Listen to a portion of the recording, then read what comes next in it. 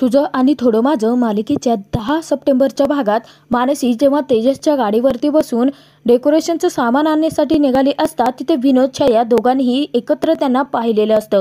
ते दोघी आले असता मानसी पटकन तेजसच्या गाडीवरून उतरते आणि बाजूला होते। तर तिथे विनोद विचारतो की तुम्ही ते एकत्र कसं? तर छाया त्या दोघांना विचारते की नक्की कोण कोणाच्या बाजूने आहे आणि कोण कोणाच्या विरोधात। तेव्हा तेजस सांगतो की मला काय विचारताय, यांना विचारा ना, तुमच्या परमपूज्य दीदीने यांनाच आता डेकोरेशनची जबाबदारी दिली आहे आणि यांनी पण ती स्वीकारली। मला खूप आवडतं डेकोरेशन करायला। तेजस त्यांच्या पुढ्यात मुद्दाम मानसीची नक्कल करून चेष्टा करत असतो। मुद्दाम करताय ना हे सगळं मला जळवण्यासाठी, का जमणार आहे का तुम्हाला डेकोरेशन? तेव्हा तिथे मानसी छाया विनोद यांच्या पुढ्यात आता नाटक करत सांगायला लागते की गायत्री मॅमनी स्वतःहून मला आता डेकोरेशनची जबाबदारी दिली आहे आणि हे काम त्यांना मिळत नाही आहे ना, म्हणून जळतात हे माझ्यावरती। तेव्हा तिथे छाया विचारते की एक मिनिट, परंतु तू त्याच्या गाडीवरती बसून कुठे चालली होतीस? तेव्हा मानसी थोडीफार थांबते, तेजसकडे पाहते आणि त्यानंतर मानसीच्या डोक्यात ट्यूब पेटते। मानसी छायाला सांगते की काय आहे ना की हे माझी वाट अडवत होते ना, मग म्हटलं आता एवढं आपण डेकोरेशनचं सामान आणायला निघालोच आहोत तर हमाल म्हणून यांनाही सोबत घेऊन जावं, पिशव्या असतात ना जड सोबत म्हणून। तेव्हा तिथे तेजस मानसीला सांगतो की छान जमतं हां, नाटक करायला छान जमतं, वाचा वाचा वाचा करताय, माझ्याच घरात राहून मलाच हमाल म्हणताय।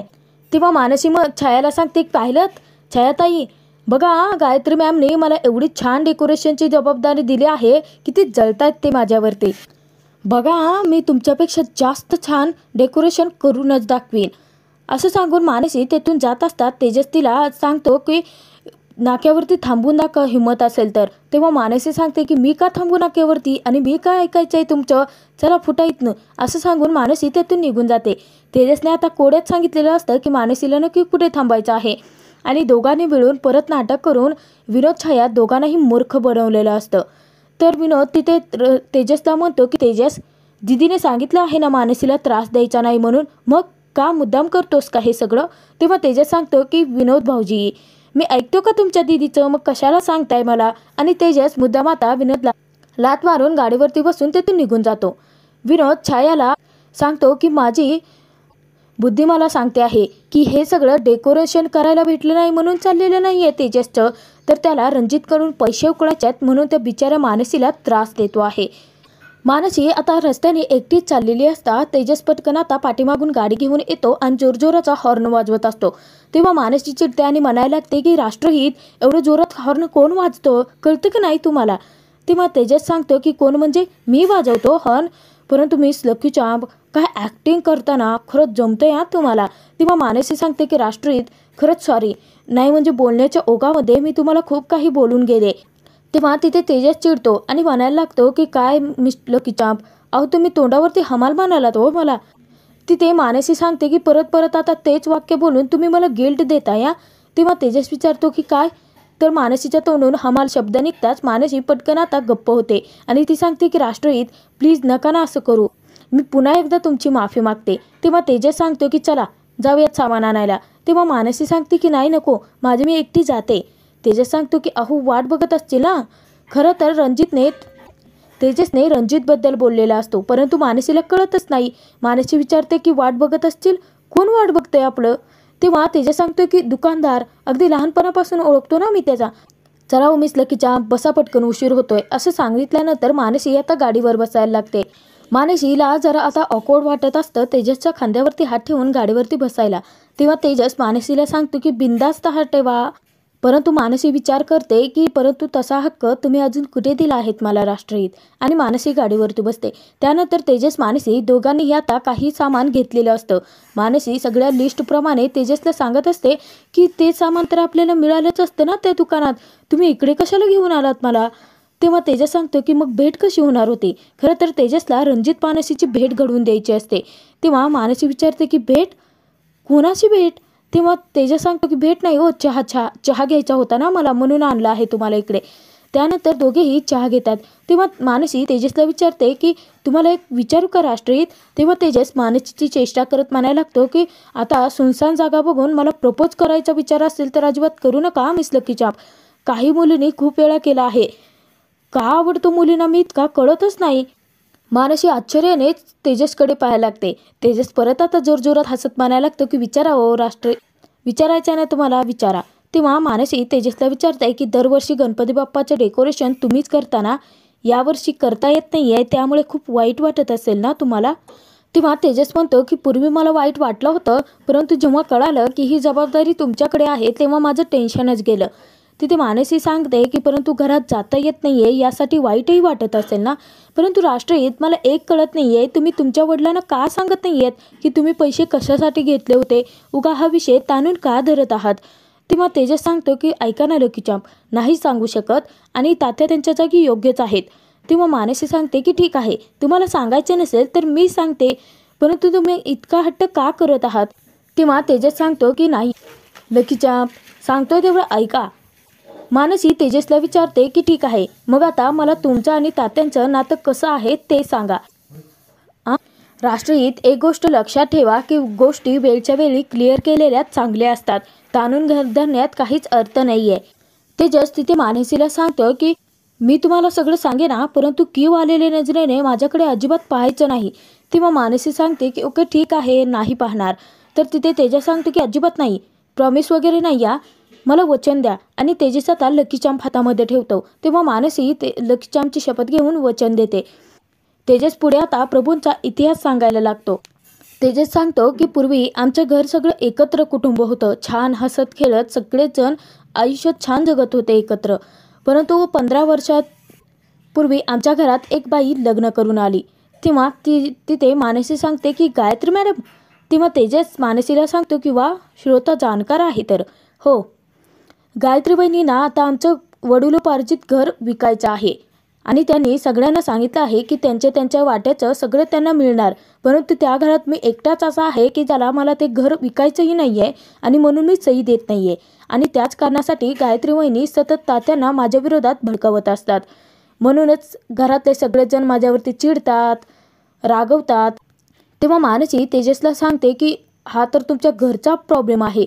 तरीही मिस्टर राष्ट्रहित, तुमची एक गोष्ट मला आठवते आहे, तुम्ही म्हणाला होतात की वडिलांच्या मनात नक्की काय चाललं आहे हे मुलांना कधीच कळत नाही. त्याचमुळे मी तुम्हाला सांगते आहे की बोला एकदा तुमच्या वडिलांशी. मी तर आता भोगतेच आहेच ना. मानसीला तिच्या बाबांची, संपतरावांची आठवण येते. मला शेवटपर्यंत नाही कळालं राष्ट्रहित की माझ्या बाबांच्या मनात नक्की काय चाललं आहे ते. तेव्हा मानसीचा चेहरा नाराज असतो. तर तिथे तेजस सांगतं की परंतु मला कळलं होतं. तर मानसी मनोमन म्हणते की नाही राष्ट्रहित, तुम्हाला हे नाही कळलं की माझ्या बाबांच्या मनात नक्की काय चालू आहे ते. तेव्हा तेजस सांगते की चला बस, आता बोलणं झालं ना, चला निघूयात आपण.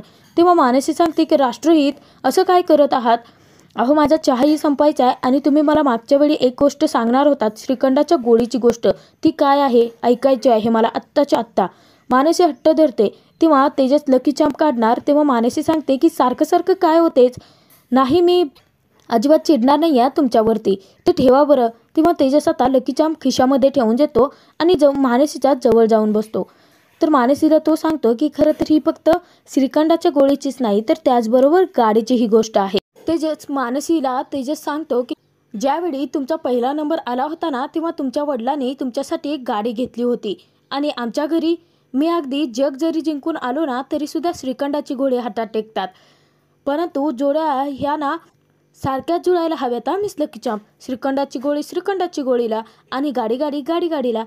मला वाटतं की रणजितरावांकडे सुद्धा खूप मोठी गाडी आहे ना अशी पसरून. तेव्हा मानसी रागाने तेजसकडे पाहायला लागते. त्यानंतर मानसी तो विषयच टाळते आणि त्याला सांगते की चला निघूयात. तेव्हा तेजस म्हणतो की ग्लास चोर, नाही म्हणजे आपल्याला ग्लास चोर म्हणते ना, त्या ठेवून येतो तिथे. त्यानंतर तेजस आता त्या दोन्ही पिशव्या उचलतो आणि मानसीला सांगतो की नाही म्हणजे तुमचा हमाल आहे ना, मी आता कसं तरी सावरून घेतो, नाहीतर तुम्ही गाडी चालवा मी मागे बसतो. तेव्हा मानसी तरी तेजसकडे रागाने पाहत असते. तेव्हा तेजसच्या लक्षात येतं की मानसीची चेष्टा करूनही काही उपयोग नाही, कारण ती आता हसणार नाही. मानसी चिडूनच तेजसच्या हातातल्या पिशव्या हिसकावून घेते आणि त्याला सांगते की चला हो पटकन. तेव्हा तेजसला अचानकपणे रणजितचा फोन येतो. रणजितचा फोन रिसीव्ह करून तेजस म्हणायला लागतो की हां झालरवाले बोला. नाही तुमचं दुकान DP रोडलाच शिफ्ट केलं आहे ना, नाही म्हणजे आम्ही सामान घ्यायला येणारच होतो तिथे. खरं तर तेजस मुद्दाम कोड्यात बोलत असतो, परंतु रणजितला ॲक्युरेट कळालेलं असतं. रणजित सांगतो की अच्छा, म्हणजे DP रोडला तुम्ही सामान घ्यायला येणार आहेत. बरं ठीक आहे, मी तिथेच येतो. फोन ठेवून देतो. आणि रणजितला आता तेजसचं खूप कौतुकच वाटत असतं, कारण मानसी आणि त्याची भेट घडवून देण्यासाठी तो किती प्रयत्न करत असतो. त्यानंतर मानसी तेजस पुढच्या वस्तू घेण्यासाठी निघाले असता मानसी नकळतपणे तेजसच्या खांद्यावरती हात ठेवतेच. तेव्हा तेजस आता मानसीच्या हाताकडे लक्ष देतो आणि त्यानंतर तो मनोमन आता खूप खुश होतो. तर तेजस मानसीला गाडीच्या आरशामध्ये पाहत असतो. मानसीचं मात्र तिकडे अजिबात लक्ष नसतं. मानसी सुद्धा आता तितकीच खुश असते आणि एवढ्या वेळानंतर मानसीच्या चेहऱ्यावरचा राग उतरला आहे हे लक्षात येताच तेजस आणखीनच खुश होतो. थोड्या वेळाने तेजस पुन्हा आता मानसीकडे आरशामध्ये पाहणार इतक्यात मानसीच्या जागी त्याला रणजितचा रागिष्ट चेहरा दिसत असता तेजस मनोमन म्हणतो की नाही, मिस लकी चॅम्पला स्वतःच्या मनातलं प्रेम व्यक्तच करायचं नाहीये. इकडे घरामध्ये जेव्हा तेजसच्या आईने सुनंदाने भांडी घासून आणली असता तात्या तिची मदत करतात आणि तात्या त्यांना सांगतात की आज एकतर तुझा उपवास आहे, त्यातून एवढं सगळं काम करते आहेस तू. तर सुनंदा तेजसचं नाव घेते आणि म्हणायला लागते की तेजस इथे असता तर मला हे सगळं करत बसायची गरजच पडली नसती ना. तेव्हा तात्या तिथून निघून जात असतात. परत सुनंदा त्यांना थांबवते आणि तेजसला घरात घेण्यासाठी त्यांच्याकडे विनंती करते. ती तात्यांना सांगायला लागते की अहो, तेजसला चूक लक्षात आली आहे. एवढंच नाही तर तो आता कामही करतो आहे, मग माफ करून टाका ना त्याला. आता त्याच्या वाढदिवसादिवशी सुद्धा तो घराच्याच बाहेर होता. तात्यांना मनापासून तेजससाठी कितीही वाईट वाटत असलं तरी सुद्धा काळजावरती दगड ठेवून ते सुनंदाला सांगतात की सुनबाईंनी मानसीकडे जबाबदारी दिली आहे ना डेकोरेशनची. मानसी जर आपल्या सोबत असेल तर कोणाचीही उणीव भासणार नाही, असं सांगून तात्या रागानेच तेथून निघून जातात. सुनंदाला तेजसची खूप काळजी वाटते. तेजसने खरं तर रणजितला कोड्यात सांगितलेलं असतं, परंतु रणजितचा गैरसमज होतो की त्याला पडदे, झालर आणि माळा हे सगळं घेऊन यायचं आहे मानसीला इम्प्रेस करण्यासाठी आणि तो खरोखरच घेऊन जातो. तर DP रोडला सांगितल्याप्रमाणेच तेजसने मानसीला आणलेलं असतं. तेजस अचानक गाडी थांबवतो. मानसी विचारते की इथे गाडी का थांबवलीत? तेव्हा तेजस सांगतो की आपल्याला जे सामान आणायचं आहे ना ते इथेच गल्लीबोळात आहे. तेव्हा मानसी तेजसला सांगते की चला मी पण येते, परंतु तेजस सांगतो की नाही मिस लकी चॅम्प, ऐका ना, तिथे ना त्या दिवशी आपल्याला भेटली होती ना, अगदी तशीच माणसं आहेत. कशाला उगाचच मला तुमचं परत प्रोटेक्शन करत बसावं लागेल, थांबा ना तुम्ही इथे, असं सांगून तेथून तेजस पळ काढतो. कारण त्याला काहीही करून मानसी रणजित दोघांची भेट घडवून द्यायची असते. तेजस पळत जाऊन पटकन आता एका झाडाच्या पाठीमागे लपतो. इतक्यातच रणजित येतो. रणजितला जेव्हा मानसी पाहते तेव्हा रणजितला ती मुद्दाम इग्नोर करायला लागते, कारण मानसीला रणजितला पाहताच डोक्यात तिडक गेलेली असते. रणजित आता घाबरतच मानसीकडे येतो आणि तिची माफी मागतो. तिला सांगतो की खरं तर त्या दिवशी मी जे मशीन घेतलं ना ते तुझा मुद्दा पटला म्हणून मी त्याच घरात ते ठेवून दिलं. परंतु मानसी, मी खरं सांगतोय की मला माहीत नव्हतं तू त्या घरात येणार आहेस म्हणून.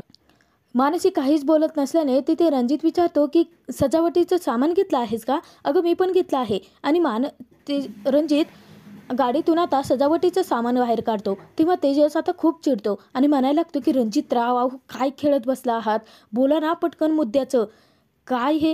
एकतर आता तेजसला समोरही येता येत नसतं, त्यातून रणजित मोठा मूर्खपणा करत असतो. तेव्हा मानसी चिडूनच रणजितला सांगते की एकदा विस्कटलेली घडी पुन्हा जोडता येत नाही.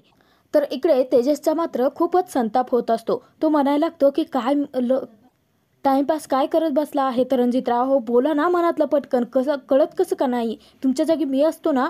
तर इतक्यात तेजसला मानसीचा भास होतो. मानसी तेजसला सांगते की काय तुम्ही असल्यानंतर तुम्हाला काय वाटलं असतं, बोला. तेजस आता नकारार्थी मान हलवत असतो आणि होकारार्थी. तेव्हा भास होत असता तेजसला मानसी सांगते की बोला म्हटलं ना. तेव्हा तेजस मानसीला सांगायला लागतो, तुम्ही ना खरंच खूप सुंदर दिसता आणि मगाशी तुम्ही माझ्या खांद्यावरती हात ठेवला होता ना गाडी चालवत असताना, तेव्हा ना असे अंगावरती शहारे आले. आणि तुमच्या लक्षात आहे ना की मामींच्या घरी जेव्हा मामींनी तुम्हाला ढकललं होतं तेव्हा मी तुम्हाला सावरलं होतं. तेव्हा मला तसंच वाटलं की आयुष्य अगदी या पोजमध्ये निघूनच जावं. तेव्हा मानसी खूप जोरजोरात हसत असते. त्यानंतर जेव्हा मानसी हसायला लागते तेव्हा तेजस तिला सांगतो की जीव जातो यानेच तर. तुमचे जे हे केस आहेत ना, जेव्हा ते समोर येतात ना त्यावेळी ना मला ते केस स्वतःहून बाजूला करावेसे वाटतात. आणि इतक्यातच तेजस आता लाजतो आणि खाली ती मान घालतो. त्यानंतर तेजस समोर पाहता तिथे कोणीच नसतं आणि तेजस भानावरती येतो. त्याच्या लक्षात येतं की इथे खरोखर मानसी नाहीच आहे, तर त्याला भास होत होता. तेजस जेव्हा परत एकदा झाडाच्या आडून मानसी आणि रणजितकडे पाहतो तर रणजित मूर्खासारखा सजावटीचं सामान आणलेलं तेच दाखवत बसलेला असतो. तेजसचे आता खूप चिडचिड होते, कारण तेजसने ज्या कारणासाठी त्या दोघांची भेट घडवून दिलेली असते त्याच्याबद्दल तर रणजित काहीच बोललेला नसतो. तर हा भाग इथेच संपतो. पुढील भागात आपण पाहणार आहोत की मानसीच्या लक्षात आलेलं असतं की मुद्दाम तेजसने रणजित आणि तिची भेट घडवून दिली आहे, म्हणून मानसी त्याच्यावरती खूप चिडलेली असते, त्याला खूप काही बोलत असते. इतक्यातच तिथे गायत्री येते आणि गायत्री गाडीतून त्या दोघांना बोलताना पाहते. तेव्हा घरी आल्यानंतर गायत्री मानसीला विचारते की सजावटीचं सामान आणायला गेल्यानंतर तुला कोणी भेटलं होतं का? तेव्हा तेजस मानसी धक्क्यानेच एकमेकांकडे पाहतात. तर गायत्री तिथे मानसीला सांगते की हे बघ, लपवू नकोस आता काही, कारण मी तुमच्या दोघांनाही पाहिलं आहे.